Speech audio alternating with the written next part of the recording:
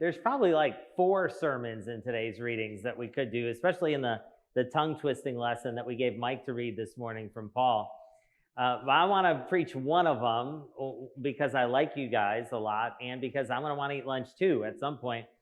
And it's going to be about the end of today's gospel, where Jesus says, "Come to me, all you who are weary and carrying heavy burdens." But before I talk about that, I want to just say a word about the analogy Jesus is making about yokes, not egg yolks, farming yokes.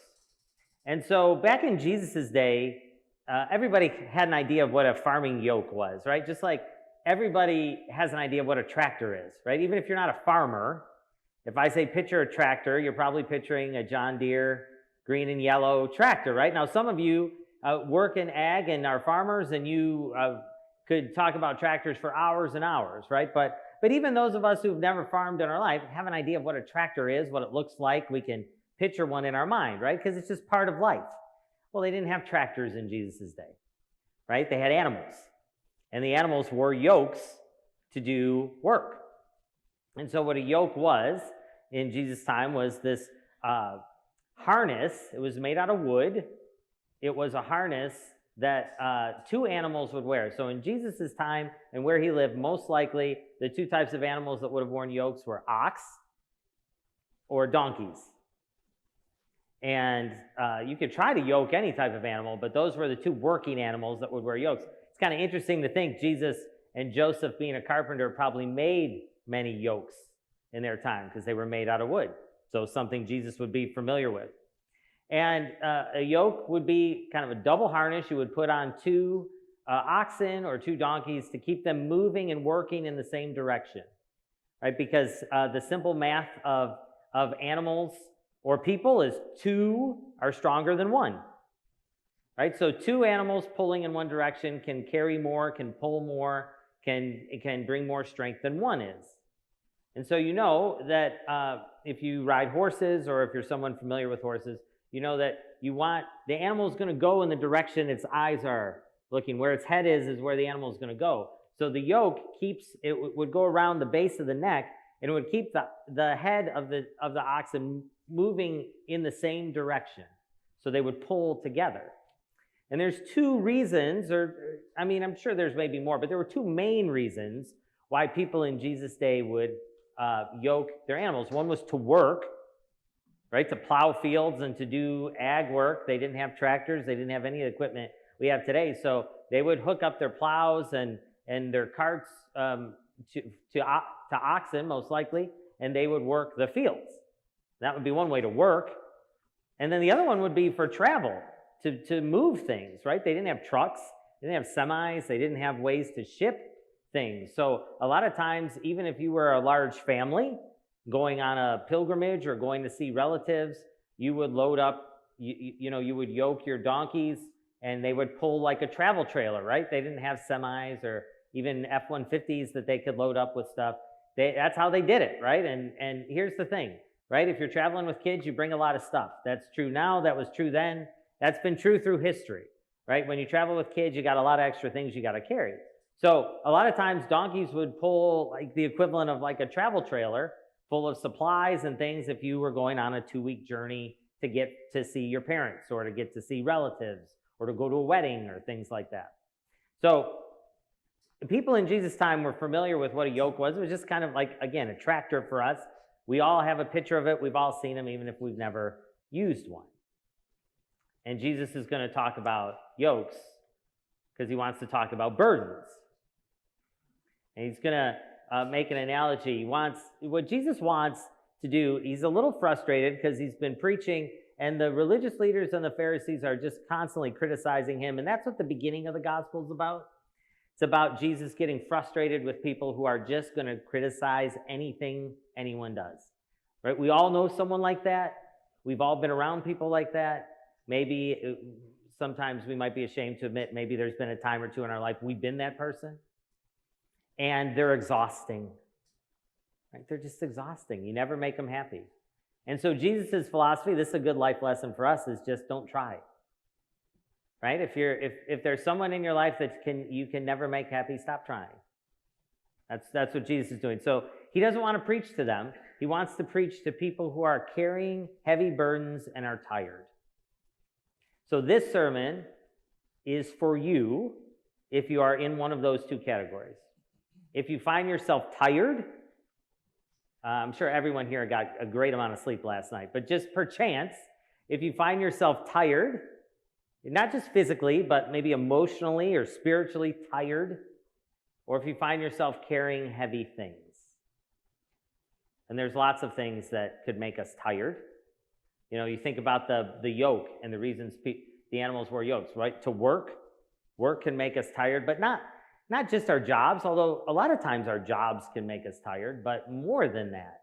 I found maybe in my ministry, the thing that wears people out the most is caregiving for a loved one that's sick, right? Because there's no rest from that, and that could go on indefinitely, right? So that's not a job per se, but that's just something we do for someone we love, but it can be absolutely exhausting, right? And we all have things in our life. Raising children can be exhausting. Not any of the kids in this church today, but other kids in other churches can be exhausting to raise. Raising children can be exhausting, right?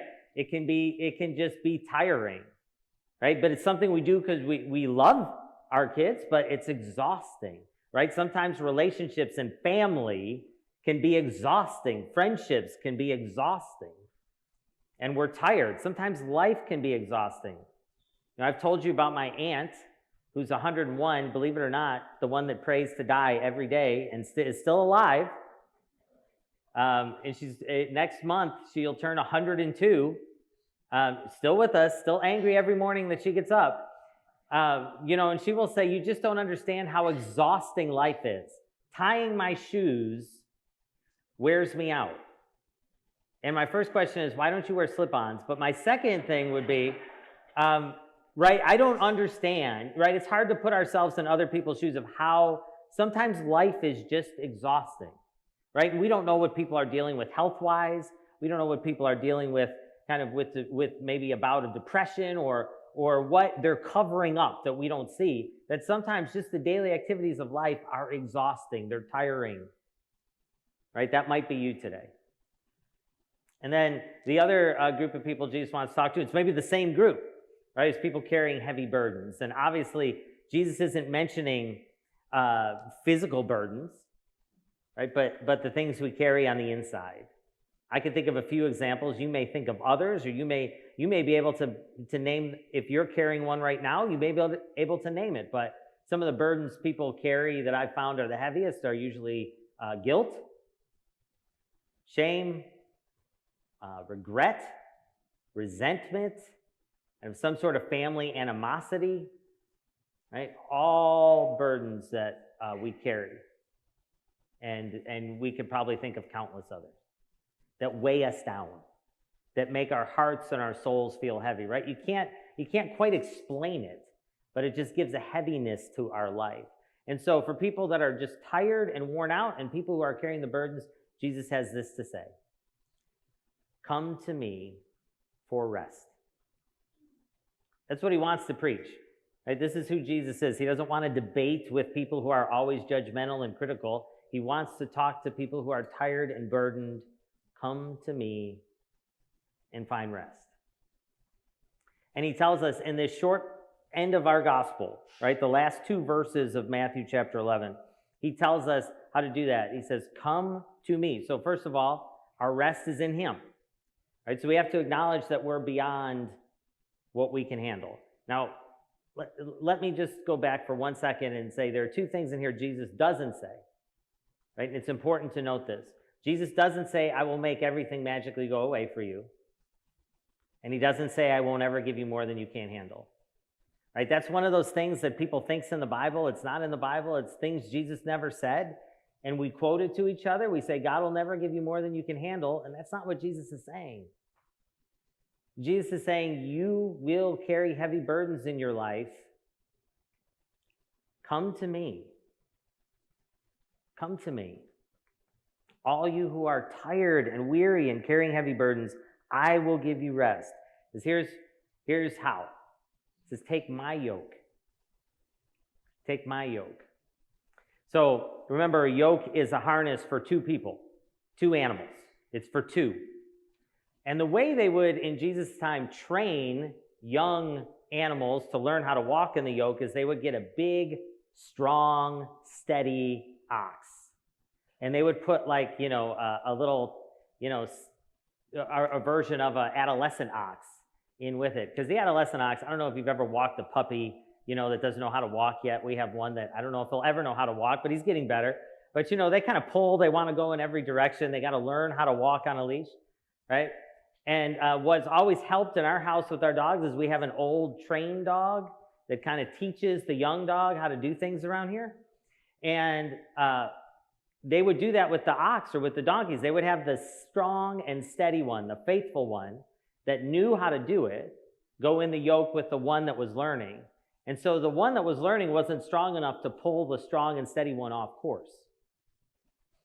It would, the strong and steady one would eventually pull the young one with them, and they would learn how to walk like the strong and steady ox. This is what Jesus is saying. He's saying, here's how you find rest. Not in just burying it down, not in trying to find other ways to cope, not in trying to pretend you're fine when you're not. It's like, come to me, take my yoke, which means there's one person in the yoke already, right? We can guess in the analogy, if we're in the yoke with Jesus, who's the strong and steady one, right? And who's the one that's still trying to figure it out, right? He says, and walk with me. Right? That's what he says. Take my yoke upon you and learn from me. Right? The way we carry life's burdens isn't by just pretending everything's fine. The way we carry life's burdens is by getting in the yoke with Jesus. Because his strength makes our burdens feel light. Doesn't mean they're easy, right? Nowhere in the Bible does it ever say, I will make your life easy. And some of you know that. You've had very hard things that you've dealt with in your life. And you know that there's no promise that Jesus says, come to me, you who are tired and are heavy laden, and I will make it easy. He says, I will give you rest. Take my yoke. Let's walk this together. Let me be the strong and steady ox that knows the way, that has the strength to carry the burden, and you walk next to me and learn. And there you'll find rest. So he says, my yoke is easy and my burden is light. And that's not to make light of the things you struggle with or I struggle with. It's not, because I know some of them are very heavy. It's to talk about the strength of Jesus. Right? He says, your troubles in the yoke with me will feel light because of how strong I am pushing. Just like that little adolescent ox isn't going to feel the weight of the load because the strong and steady ox is doing all the work. They're just learning. Jesus is saying the same thing. Come to me. So I would encourage you, if you're somebody that's tired and worn out by life in some way, weary, or if you're carrying heavy things, to turn to him.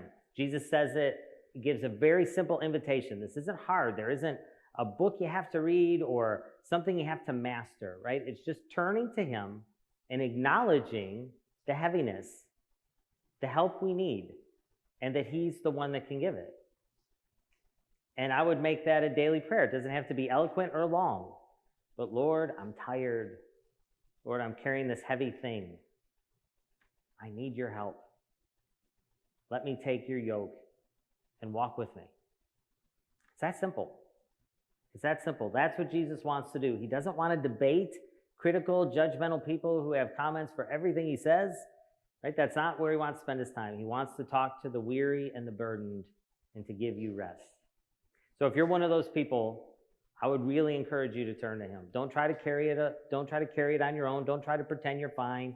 Don't be too proud to ask him for help. He wants to give you rest if you're tired and carrying heavy things. In the name of God, Father, Son, and Holy Spirit. Amen.